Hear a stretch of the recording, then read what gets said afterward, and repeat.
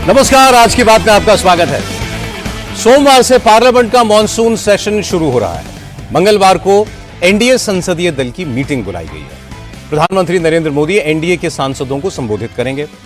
Monsoon सत्र में सरकार डीलिमिटेशन बिल पेश कर सकती है और जिस तरह की तैयारी है उससे यह संकेत मिल रहे हैं कि सरकार इस बिल के समर्थन में 2/3 सांसदों का समर्थन जुटा भी लेगी। इसलिए इंडिया अलायंस में अभी से खलबली है। पी चिदंबरम ने कह दिया कि उन्हें उम्मीद है कि शरद पवार की एनसीपी और डीएमके जैसी पार्टियां अपने स्टैंड पर कायम रहेंगी। जैसे पिछले सत्र में इस बिल का उन्होंने विरोध किया था, उसी तरह इस बार भी सरकार के वो प्रेशर में नहीं आएंगी। लेकिन थोड़ी ही देर के बाद शरद पवार की बेटी सुप्रिया सुले ने कह दिया कि वैसे तो अभी बिल सामने नहीं आया है, इसलिए बिल पर बात करना बेकार है, लेकिन अगर सरकार यह वादा करे कि डिलिमिटेशन के बाद हर राज्य की लोकसभा सीटों की संख्या 50% बढ़ाई जाएगी, तो इस बिल को समर्थन करने में कोई बुराई नहीं है। सुप्रिया सुले के इस बयान का क्या मतलब है? एकनाथ शिंदे ने एनसीपी के रुख का स्वागत क्यों किया? क्या कल रात जयंत पाटिल की मुख्यमंत्री देवेंद्र फडणवीस के साथ मीटिंग के बाद एनसीपी का रुख बदला? इस मीटिंग में और कौन कौन था? क्या शरद पवार अब पाला बदलने वाले हैं? अगर सरकार डिलिमिटेशन बिल लाई तो सरकार 360 सांसदों के सपोर्ट का जुगाड़ कैसे करेगी? सरकार की स्ट्रैटेजी क्या है? यह सब मैं आपको बताऊंगा, लेकिन सबसे पहले आपको बताता हूं डिलिमिटेशन बिल की चर्चा कैसे शुरू हुई। असल में पूर्व गृह मंत्री पी चिदंबरम ने कल देर रात एक ट्वीट किया। इसमें चिदंबरम ने दावा किया कि मोदी सरकार मॉनसून सत्र में परिसीमन बिल को एक बार फिर पेश करने की तैयारी कर रही है, इसलिए विपक्ष को सावधान और एकजुट रहने की जरूरत है। चूंकि डिलिमिटेशन बिल संविधान संशोधन बिल होगा, इसे पास कराने के लिए 2/3 सांसदों के सपोर्ट की जरूरत होगी। पार्लियामेंट के पिछले सत्र में 2/3 सांसदों का समर्थन नहीं मिल पाया था, इसलिए यह बिल गिर गया था।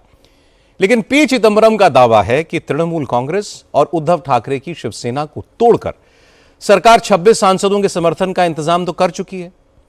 इनके अलावा भी विरोधी दलों के कुछ और एमपीज भी सरकार के साथ जा सकते हैं। चिदंबरम को लगता है कि अब सरकार की नजर शरद पवार की पार्टी और डीएमके पर है। चिदंबरम ने कहा कि उन्हें उम्मीद है कि एनसीपी और डीएमके के नेता सरकार की बदनीयती को समझेंगे और इस बिल का विरोध करने के अपने फैसले पर कायम रहेंगे। परिसीमन बिल को शरद पवार की पार्टी के समर्थन की खबरें इसलिए भी चल रही हैं क्योंकि पिछले कई दिनों से एनसीपी के नेता बीजेपी के लीडर्स से मुलाकात कर रहे हैं। कल रात ही जयंत पाटिल की महाराष्ट्र के मुख्यमंत्री देवेंद्र फडणवीस से मुलाकात हुई। जिस वक्त सीएम हाउस में जयंत पाटिल पहुंचे, उस वक्त प्रफुल्ल पटेल और सुनील तटकरे भी फडणवीस के घर में मौजूद थे। हालांकि बाद में यह बताया गया कि जब एनसीपी के नेताओं की मीटिंग फडणवीस के साथ हो रही थी, उस वक्त जयंत पाटिल वेटिंग रूम में बैठे रहे। जब प्रफुल्ल पटेल और सुनील तटकरे सीएम हाउस से चले गए, तब जयंत पाटिल और देवेंद्र फडणवीस की मुलाकात हुई। हालांकि इस मीटिंग के बाद फिर इस चर्चा ने जोर पकड़ लिया कि शरद पवार की पार्टी एनडीए में जा सकती है। महाराष्ट्र में शरद पवार की पार्टी का भविष्य क्या होगा, इसकी तस्वीर कुछ दिनों में साफ होगी। लेकिन पश्चिम बंगाल में ममता बनर्जी की पार्टी धीरे धीरे उनके हाथ से निकल रही है। ममता के करीबी नेता एक एक करके उनका साथ छोड़ रहे हैं। आज मदन मित्रा ने पाला बदल लिया। वो भी ममता बनर्जी का साथ छोड़कर ऋतुव्रत बनर्जी के ग्रुप में शामिल हो गए।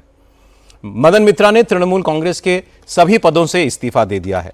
उन्होंने कहा कि अभिषेक बनर्जी के चक्कर में तृणमूल कांग्रेस का सत्यानाश हो गया। अब बात करते हैं पंजाब की। आज कांग्रेस हाईकमान ने चरणजीत सिंह चन्नी को साफ साफ लफ्जों में बता दिया कि वो कुछ भी करें, लेकिन पार्टी उनके प्रेशर में नहीं आएगी। पंजाब में नेतृत्व परिवर्तन नहीं होगा।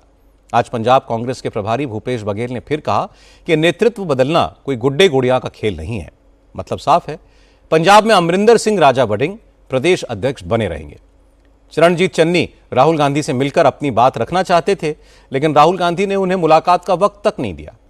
योगी आदित्यनाथ ने आज अखिलेश यादव पर तगड़ा सियासी हमला बोला। योगी ने कहा कि जब अखिलेश की सरकार थी तो हर नौकरी में भर्ती के बदले पैसे देने पड़ते थे। दरअसल योगी आज लखनऊ में world youth skill development day के प्रोग्राम में पहुंचे हुए थे।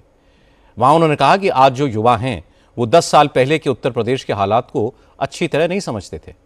इसलिए उन नौजवानों को यह बताना जरूरी है कि उन्हें यूपी किस हाल में मिला था और उन्होंने 9 साल में किस तरह यूपी का कायाकल्प किया है। अब बात पाकिस्तान की। पाकिस्तान ऑक्यूपाइड कश्मीर ने अब पाकिस्तान के खिलाफ खुली बगावत का ऐलान कर दिया है। पीओके की जॉइंट अवामी एक्शन कमेटी ने कहा है कि अगर उनकी बुनियादी मांगी पूरी नहीं होती तो पीओके में चुनाव नहीं होने देंगे। पुलिस थानों का, सरकारी दफ्तरों का बॉयकॉट करेंगे। जॉइंट अवामी एक्शन कमेटी ने एक बार फिर पीओके की आवाम से राजधानी मुजफ्फराबाद तक लॉन्ग मार्च निकालने की कॉल दी है, जिसके बाद पूरे पाकिस्तान ऑक्यूपाइड कश्मीर से हजारों की तादाद में लोग मुजफ्फराबाद की तरफ बढ़ रहे हैं। ब्रिटिश सरकार ने ब्रिटेन में सक्रिय पाकिस्तानी ग्रूमिंग गैंग्स पर शिकंजा कसने की तैयारी शुरू कर दी है।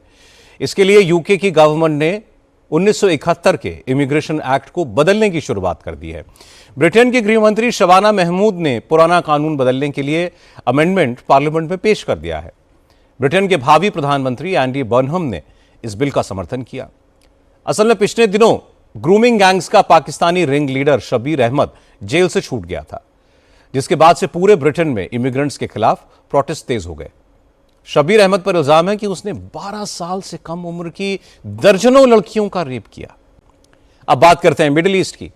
अमेरिका और ईरान की जंग के लेटेस्ट राउंड में आज अमेरिकी सेना ने दिन में ईरान की सेना के ठिकानों पर बमबारी की। अमेरिका ने ईरान के चाबहार और बुशहर पोर्ट्स पर मिलिट्री स्ट्राइक्स की। अमेरिकी सेना की सेंट्रल कमांड ने कहा कि उसने ईरान के उत्तरी इलाकों पर भी IRGC की मिसाइल लॉन्च साइट्स को तबाह कर दिया है। जंग के ताजा दौर में यह पहली बार है जब अमेरिका ने ईरान पर दिन में हमले किए हैं। अब कुछ खबरें आपको सावधान करने वाली बता दें। महाराष्ट्र के धाराशिव जिले में सिंथेटिक मिल्क के धंधे का खुलासा हुआ है। पता लगा कि सिंथेटिक मिल्क माफिया ने धाराशिव जिले में 2 करोड़ 30 लाख लीटर जहरीला दूध सप्लाई किया है। यह दूध लोगों के घरों में पहुंचा, बच्चों ने पिया। मामला भूम तालुका का है। यहां पशु आहार की आड़ में मिलावटी दूध का खेल चल रहा था। FDA और पुलिस को इसके बारे में भनक लगी तो रेड की गई और मौके से भारी मात्रा में सिंथेटिक दूध बनाने का सामान मिला। जब FDA ने यहां रजिस्टर चेक किए तो अफसरों के होश ही उड़ गए। गुजरात से भी इसी तरीके की खबर आई। मेहसाना जिले में आज 7000 किलो से ज्यादा मिलावटी जीरा बरामद किया गया। खराब क्वालिटी के जीरे को सिंथेटिक रंगों से रंग कर बाजार में बेचा जा रहा था।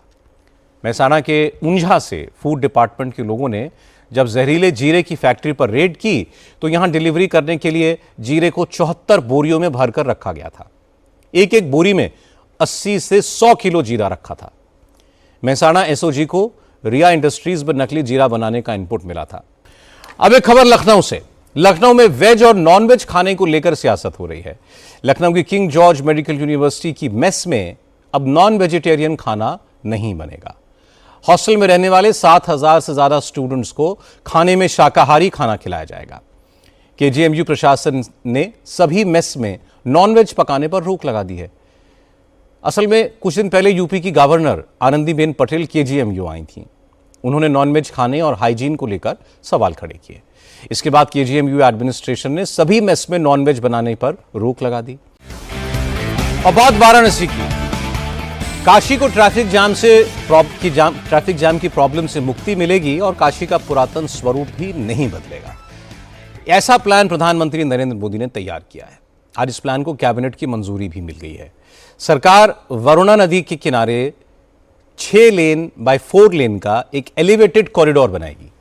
इस कॉरिडोर में flyover, ramps, loops, service roads सब होंगी। ओडिशा के पुरी में भगवान जगन्नाथ की रथ यात्रा का इंतजार खत्म होने वाला है। सारी तैयारियां पूरी हो चुकी हैं। कल से यात्रा शुरू होगी। मंदिर के सिंह द्वार पर भगवान जगन्नाथ का नंदी घोष, भगवान बलभद्र का द्वाल ध्वज और सुभद्रा जी का दर्प दलन रथ तैयार खड़े हैं। पहांडी रस्म के बाद तीनों देवताओं को गर्भगृह से रथों तक लाया जाएगा। गजपति महाराजा की ओर से छेरा पहरा की रस्म निभाई जाएगी।